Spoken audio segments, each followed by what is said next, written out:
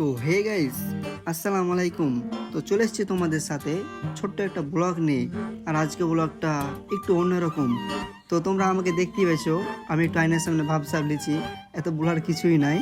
তো ভিডিওটা লাস্ট পর্যন্ত দেখো, তাহলে বুঝতে পারবে।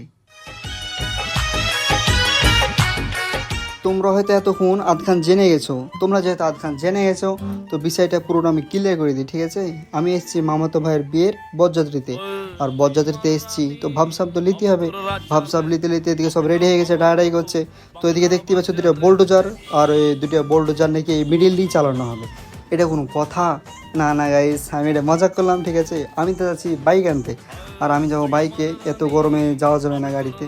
আর দেখতে পাচ্ছ অবস্থা, কি অবস্থা, কেরোসিন অবস্থা। আর দেখতে দেখতে আমি অলরেডি চলে এসেছি বিয়ের বাড়িতে, আর বিয়ের বাড়ি শেষ করে চলে এসেছি আমি অলরেডি বাড়ি চলে এসেছি।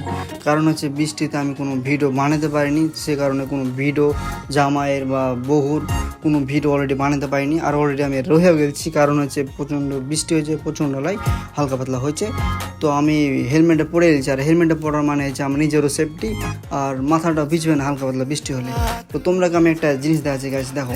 এটা হচ্ছে যশোরতলা পেট্রোল পাম্পের এই ডান সাইডে, ঠিক আছে? ডান সাইডে এটা তোমরা দেখতে পাচ্ছ কফি হাউস। তোমরা যারা যারা আসোনি তারা আসো, ভালো একটা জায়গায় নতুন খুলেছে এখন। তো যারা আসোনি তার জন্য এটা বলে দিলাম, ঠিক আছে? যশোরতলা পেট্রোল পাম্পের সামনে।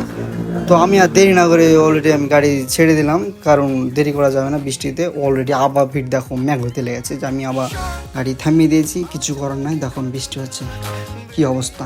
এটা দেখছি ডিজেল নয়, এটা পেট্রোল অবস্থা।